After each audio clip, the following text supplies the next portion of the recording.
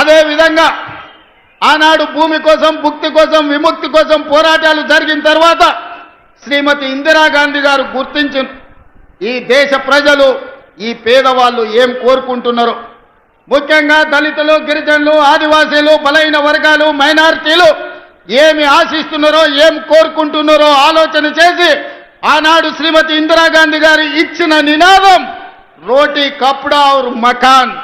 రోటీ కప్డా ఔర్ మకాన్ నేపథ్యంలో పేదవాడికి కడుపు నిండా అన్నం పెట్టాలి, ఉండడానికి ఇల్లు ఇవ్వాలి, అదే విధంగా పేదవాడిని ఆదుకోవాలనే నినాదంతో ఇందిరాగాంధీ గారు ఈ తెలంగాణ ప్రాంతంలో 25 లక్షల ఎకరాల భూములను పేదవాళ్లకు పంచిపెట్టింది. అగ్రికల్చర్ సీలింగ్ యాక్ట్ తీసుకొచ్చి దొరల దగ్గర ఉన్న వేలాది ఎకరాల భూములను ప్రభుత్వం తీసుకొని దళితులకు, గిరిజనులకు, ఆదివాసీలకు, బలహీన వర్గాలకు అసైన్మెంట్ పట్టాల పేరు మీద 25 లక్షల ఎకరాల భూములను ఇందిరమ్మ పంచిపెట్టింది.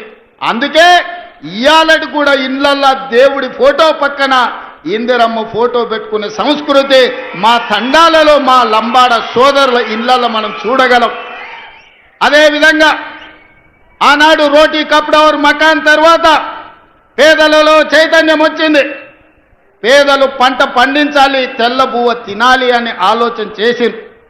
అందుకే ఎన్నడో దసరా నాడో, దీపావళి నాడో, ఉగాది పండుగ నాడో తెల్ల బువ్వ తినుడు కాదు, పేదవాళ్లకు తెల్ల బియ్యం పెట్టాలి, తెల్లన్నం ఇవ్వాలి అని ఆనాడు 82, 83లో కాంగ్రెస్ పార్టీ ముఖ్యమంత్రి కోట్ల విజయ్ భాస్కర్ రెడ్డి గారు మొట్టమొదట ₹90 బియ్యము ఇయ్యాలి పేదలకు.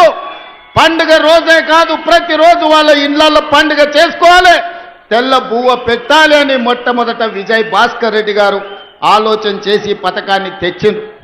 కానీ పథకం అమలయ్యే లోపల ఎన్నికలు వచ్చినాయి. ఎన్నికల్లో అన్న ఎన్టీఆర్ అధికారాన్ని చేపట్టింది. అన్న ఎన్టీఆర్ అధికారాన్ని చేపట్టిన తర్వాత పేదవాళ్ళ ఆకలి తెలిసినోడుగా ఖచ్చితంగా ఈ పథకాన్ని కాంగ్రెస్ ప్రారంభించింది కాబట్టి నిలిపేయాలని ఆలోచన చేయలే. ఆనాడు పెద్దలు జానారెడ్డి గారి సలహా మేరకు, సూచన మేరకు కేవీ సత్యనారాయణరావు గారు లాంటి వాళ్ళు ఈ పథకాన్ని కొనసాగించాలి అని ₹2 కిలో బియ్యం పథకాన్ని ఆనాడు అన్న ఎన్టీఆర్ తీసుకొచ్చి పేదలకు తెల్ల బియ్యం, తెల్లన్నం తినే అవకాశం 83లో కల్పించిండ్రు. ఆనాడు పెద్దలు జానారెడ్డి గారు క్రియాశీలక పాత్ర పోషించిన ఆ కార్యక్రమంలో. ఆ తర్వాత కాలక్రమేణా బియ్యం ఇచ్చుకుంటూ వచ్చినాం. పంటలలో మార్పు వచ్చింది, ప్రజల ఆలోచనలో చైతన్యం వచ్చింది. ఈనాటికి ఆనాడు మొదలుపెట్టిన దొడ్డు బియ్యమే ఈరోజు సివిల్ సప్లైస్ కార్పొరేషన్ సరఫరా చేస్తుంది. ఈ సందర్భంగా వేదిక మీద ఉన్న పెద్దలకి, ఇక్కడికి వచ్చిన యువకులకు గుర్తు చేయాలి, పేదవాళ్ళ ఆకలి తీర్చడానికి ఆనాడు పబ్లిక్ డిస్ట్రిబ్యూషన్ స్కీమ్.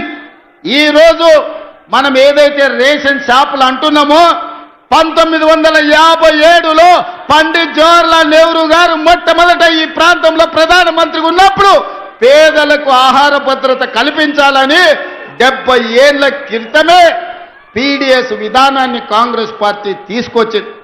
ఇవాళ ఆ పౌర సరఫరాల శాఖనే దొడ్డు బియ్యం పథకాన్ని అమలు చేస్తుంది.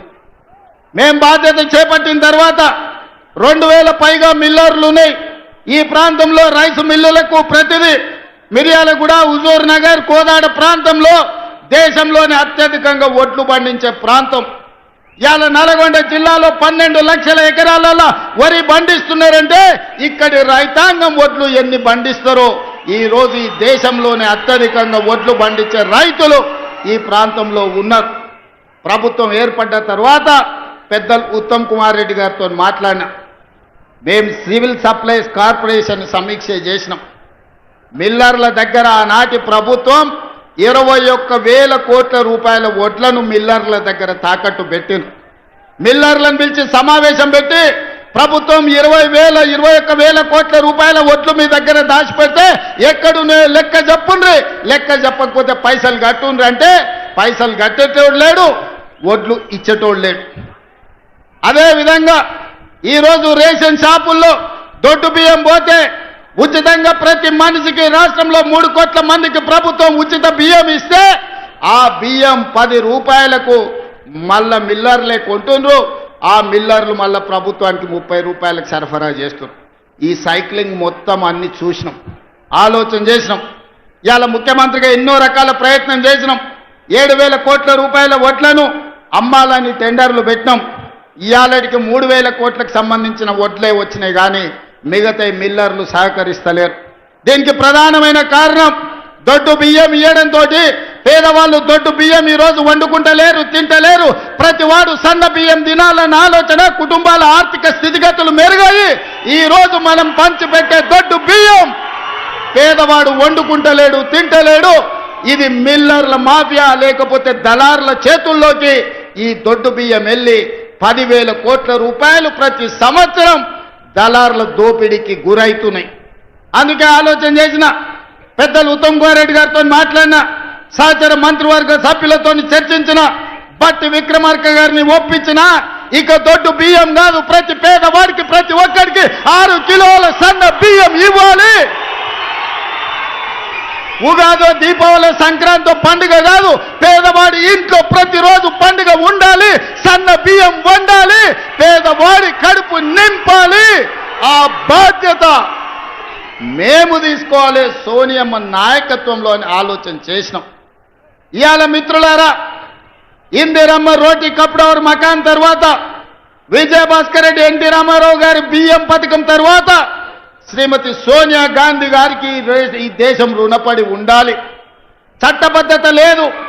అందుకే ఆహార భద్రత చట్టాన్ని పార్లమెంటులో తెచ్చి పేదవాడికి తినడానికి అవసరమైన అన్ని వసతులు ఏర్పాటు చేయాలని ఆహార భద్రత చట్టం శ్రీమతి సోనియా గాంధీ గారు పార్లమెంటులో తెచ్చి పేదవాడి ఆకలి తీర్చడానికి సోనియమ్మ చట్టాలు చేసింది.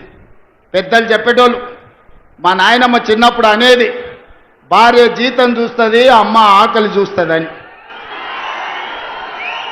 భార్య మొగుడుకొచ్చే జీతం లెక్కేస్తుందంట, అమ్మనేమో కొడుకు కడుపులో ఉన్న ఆకలిని అంచనా చేస్తుందంట. ఆ అమ్మ పాత్ర సోనియమ్మ పోషించి ఈ బిడ్డలకు ఆకలి ఉండొద్దు, ఆహార భద్రత చట్టాన్ని తేవాలి, పేదవాడిని ఆదుకోవాలని సోనియమ్మ ఆహార భద్రత చట్టం తెస్తే దొడ్డు బియ్యాన్ని సన్న బియ్యం ద్వారా ఆ ఆకలి తీర్చాలని పెద్దలు మిత్రులు ఉత్తమ్ కుమార్ రెడ్డి గారు సివిల్ సప్లైస్ కార్పొరేషన్ ద్వారా ఈ రోజు దేశంలోనే మిత్రులారా 10 ఏళ్ళు మేధావుల మన్నోళ్ళు, 80,000 పుస్తకాలు చదివినోళ్ళు, తెలంగాణ మూల మూలన